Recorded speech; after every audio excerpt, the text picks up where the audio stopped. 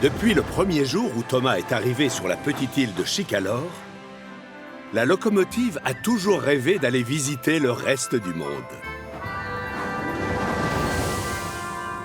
Et un beau jour,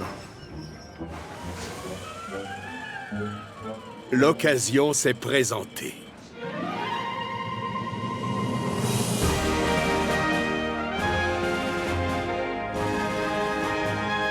Thomas et ses amis se rendent utiles aux 4 coins du globe.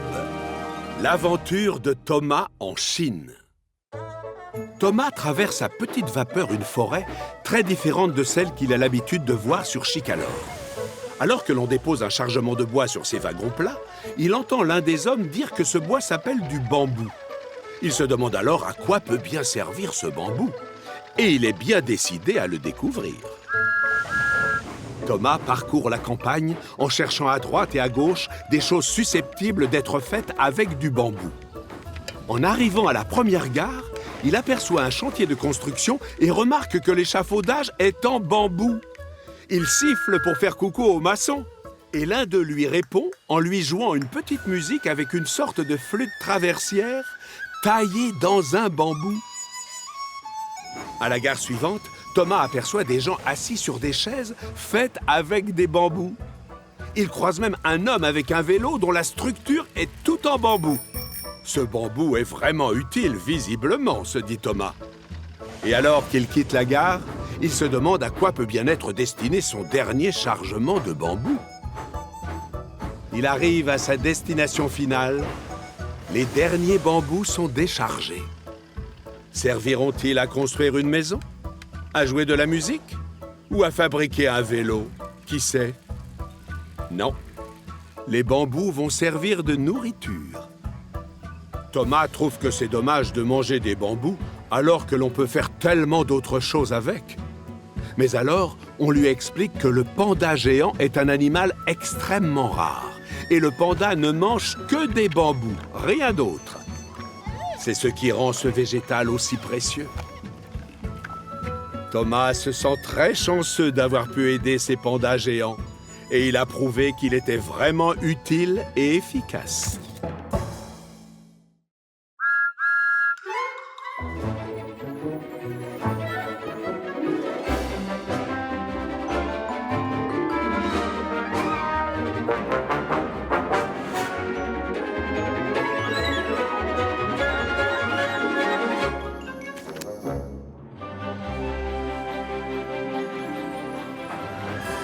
Depuis le premier jour où Thomas est arrivé sur la petite île de Chicalor, la locomotive a toujours rêvé d'aller visiter le reste du monde. Et un beau jour, l'occasion s'est présentée.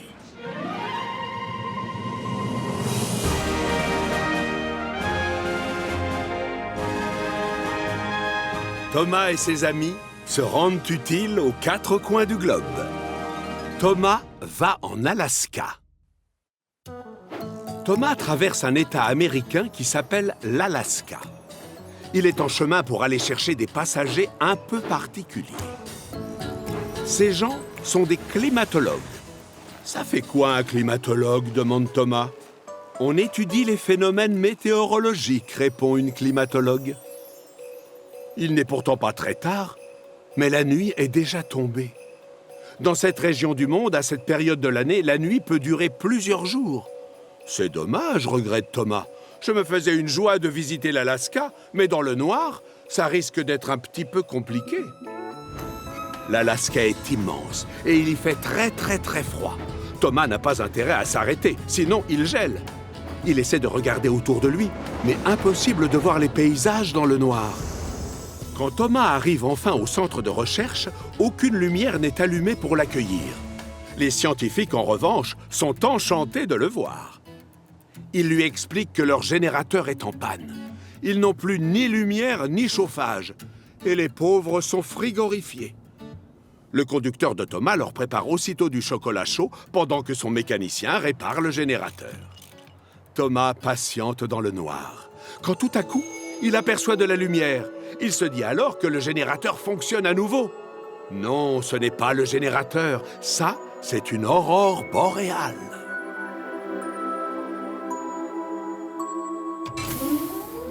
Ça, par contre, c'est le générateur, dit Michel en rigolant.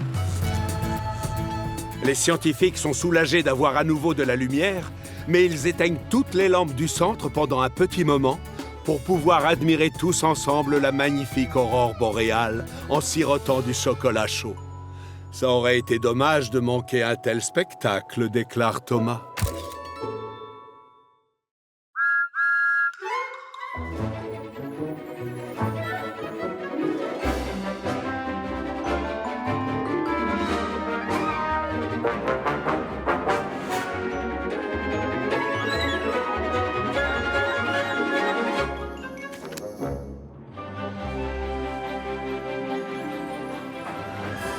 Depuis le premier jour où Thomas est arrivé sur la petite île de Chicalor, la locomotive a toujours rêvé d'aller visiter le reste du monde. Et un beau jour, l'occasion s'est présentée.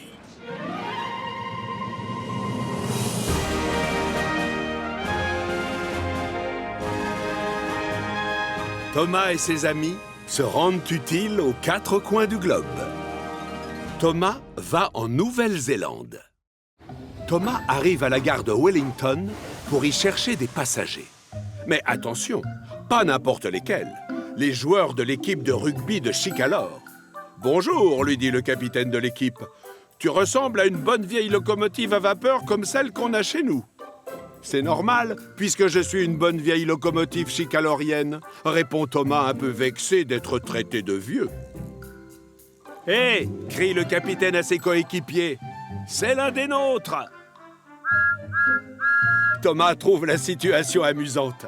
C'est assez inhabituel de rencontrer des gens du même pays à l'autre bout de la Terre. Le capitaine est invité à voyager dans la cabine du conducteur. Il explique à Thomas que son équipe doit aller à Auckland pour disputer un match amical contre l'équipe de la ville. Il y a beaucoup de choses à voir sur le trajet. Les paysages sont d'une beauté à couper le souffle. Et si Thomas découvre le pays, le capitaine, lui, connaît déjà bien la Nouvelle-Zélande. Du coup, il sait à quoi s'attendre. « Oh, elles font peur, ces têtes !»« Ne t'inquiète pas, lui dit le capitaine. Dans la tradition maori, on accueille toujours les visiteurs avec des sculptures effrayantes. C'est juste pour tester leur courage. Et si ces totems te font peur, attends de voir les joueurs de l'équipe de Nouvelle-Zélande. » Thomas n'est pas rassuré. Il croyait que l'équipe de Chicalor était là pour jouer un match amical. Mais les rugbymen d'Auckland n'ont pas l'air amical, c'est le moins qu'on puisse dire. Thomas se rappelle alors ce qu'a dit le capitaine. Dans ce pays, on accueille les visiteurs en faisant des grimaces effrayantes pour voir s'ils sont courageux. Thomas décide alors de leur rendre l'appareil. « Bienvenue en Nouvelle-Zélande, dit le capitaine de l'équipe de rugby d'Auckland. Tu vas très bien t'intégrer ici. »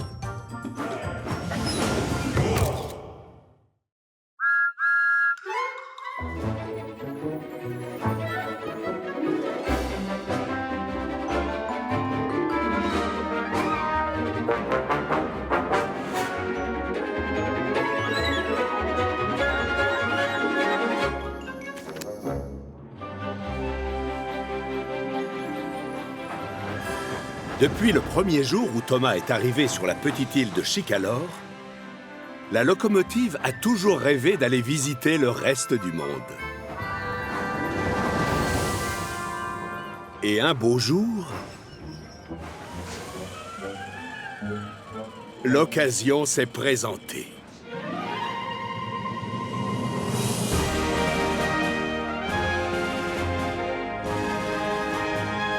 Thomas et ses amis se rendent utiles aux 4 coins du globe. Thomas va à New York. Thomas est chargé de livrer du matériel ferroviaire sur les quais de Brooklyn. Il est très excité. New York, s'écrie Thomas, quel endroit extraordinaire! J'ai hâte de visiter la ville.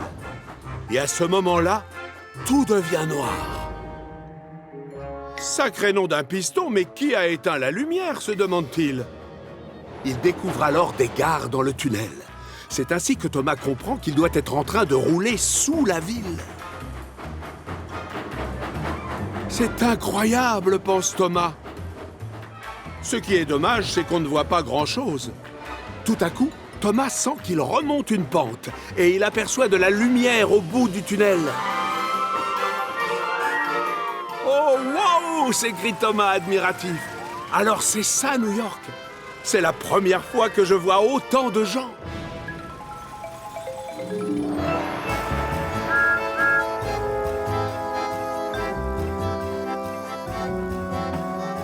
Thomas n'avait jamais vu d'immeuble aussi haut avant. Il quitte les rails des yeux un tout petit instant. Et c'est la catastrophe. Thomas est placé sur une palette qui monte, qui monte, qui monte et qui monte. Pincez-moi, je surchauffe, s'exclame Thomas. Impossible, lui répond un ouvrier du bâtiment. On est en train de manger nos sandwichs. On a les mains toutes sales. Ses collègues et lui explosent de rire. Ce n'est pas tous les jours qu'ils peuvent admirer Thomas, la locomotive bleue numéro 1, voler aussi haut dans le ciel. Quant à Thomas, il ne perd pas une miette de ce fabuleux spectacle vu du ciel. C'est une visite de New York que je ne suis pas prêt d'oublier, dit-il.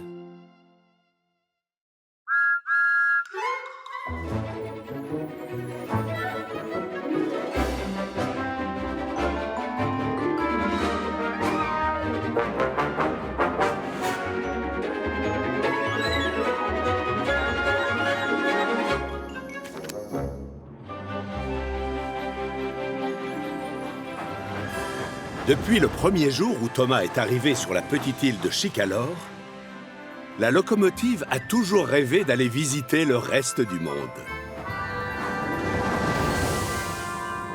Et un beau jour, l'occasion s'est présentée.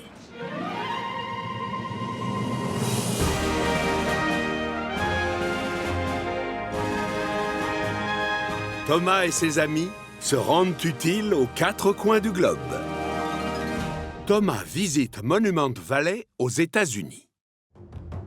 C'est tout content que Thomas traverse un État américain appelé l'Arizona. Il roule à toute vapeur. Un peu trop vite, peut-être. Et c'est la catastrophe.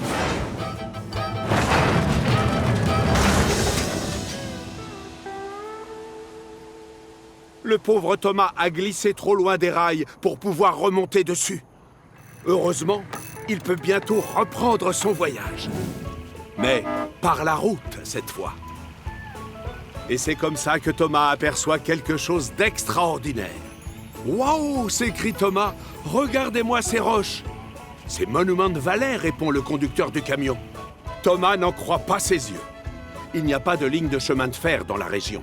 Du coup, Thomas a de la chance de pouvoir emprunter la route. Enfin, au début, parce qu'à un moment, c'est encore la catastrophe. « Désolé, Thomas », s'excuse le conducteur de camion. « J'ai l'impression qu'on va devoir passer la nuit ici, à moins que quelqu'un ne nous vienne en aide. »« Sacré nom d'un piston », dit Thomas. « Une petite minute, j'ai trouvé ma chaudière !»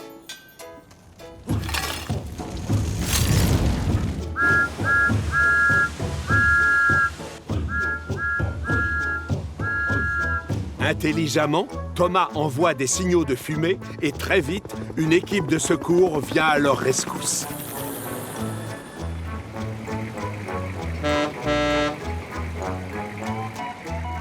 Cette promenade en camion improvisé a énormément plu à Thomas. Et de retour sur les rails, pour le remercier, il invite le conducteur de camion à partir se promener avec la locomotive bleue numéro 1. Yeehaw!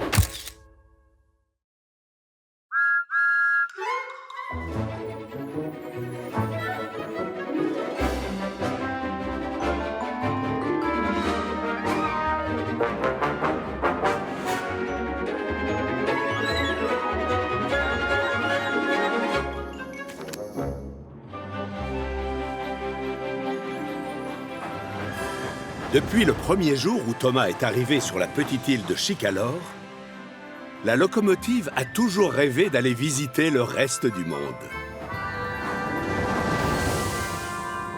Et un beau jour, l'occasion s'est présentée.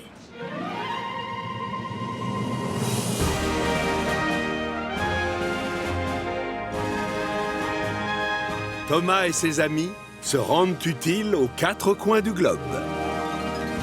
Thomas à Londres. Thomas arrive dans la ville de Londres. Il est très excité, parce que plus tôt dans la journée, un homme à l'air important lui a confié une mystérieuse mission. « Bienvenue à Londres, Thomas, » dit l'homme. « Aujourd'hui, tu vas être chargé de transporter quelqu'un de très particulier. » Le souci, c'est que Thomas n'a aucune idée de qui ça peut bien être. À la gare suivante, Thomas voit monter dans son wagon un passager qui n'a pas l'air comme les autres. Il porte en collier de grosses chaînes en or et un manteau bizarre. Il apprend que c'est le maire de Londres. Thomas se demande si c'est lui, le mystérieux passager.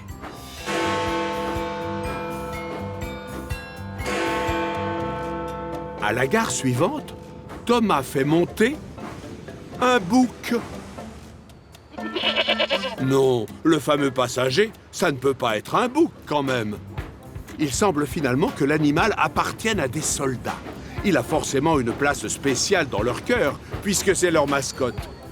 Thomas se demande alors si l'un des soldats ne serait pas le passager particulier. Quand Thomas s'arrête à la gare suivante, une foule se presse sur les quais et il fait monter une personne qui a l'air d'être assez importante. Thomas est tellement abasourdi que ses yeux ont le tournis. Londres est plein de gens originaux, pense-t-il. Même les boucs sont importants ici.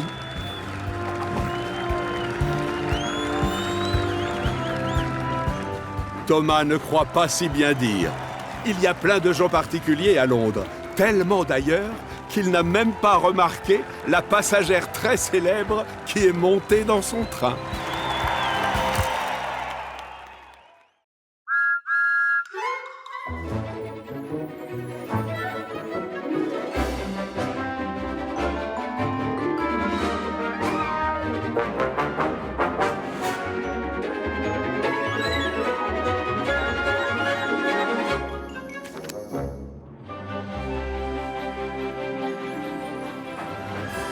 Depuis le premier jour où Thomas est arrivé sur la petite île de Chicalor, la locomotive a toujours rêvé d'aller visiter le reste du monde.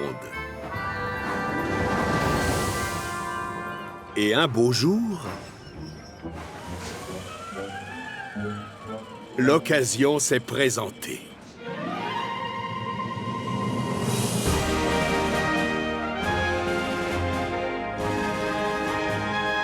Thomas et ses amis se rendent utiles aux 4 coins du globe. Thomas visite l'Australie. Thomas traverse la savane australienne avec 2 wagons de passagers. Il est de très bonne humeur. Il a vraiment l'impression d'être utile et efficace. Il passe à côté d'un panneau jaune. Thomas sait qu'un panneau jaune signifie qu'il doit faire attention. Mais il se demande bien à quoi il doit faire attention. Un peu plus loin sur la ligne, Thomas tombe à nouveau sur un panneau similaire. Le dessin ressemble à un animal, mais Thomas n'en a jamais vu de pareil dans ses précédents voyages. Tout à coup, Thomas appuie à fond sur ses freins, secouant ses passagers comme des pop-corns dans une casserole. C'est l'animal du panneau jaune, réalise Thomas. Il attend que l'animal veuille bien le laisser passer, mais celui-ci n'a pas l'air de vouloir bouger une patte. Thomas souffle de toutes ses forces dans son sifflet. Mais l'animal ne bouge toujours pas. « Pourquoi on n'avance pas ?» demande un passager. « Pincez-moi, je surchauffe » s'écrie Thomas. Mes passagers sont bloqués en pleine savane. Tout ça à cause d'un seul animal. Thomas est fâché. « Tu n'es qu'un idiot, tu sais, lui dit Thomas. En te comportant de la sorte, tu n'es ni utile ni efficace. C'est un kangourou, explique le passager. Un kangourou, répète Thomas. Alors c'est comme ça qu'il s'appelle? Et regardez, s'exclame un autre passager. C'est une femelle qui a un bébé dans sa poche. Thomas remarque alors la petite tête du bébé kangourou qui dépasse de la poche. La maman transporte un petit passager exactement comme moi, dit Thomas en souriant.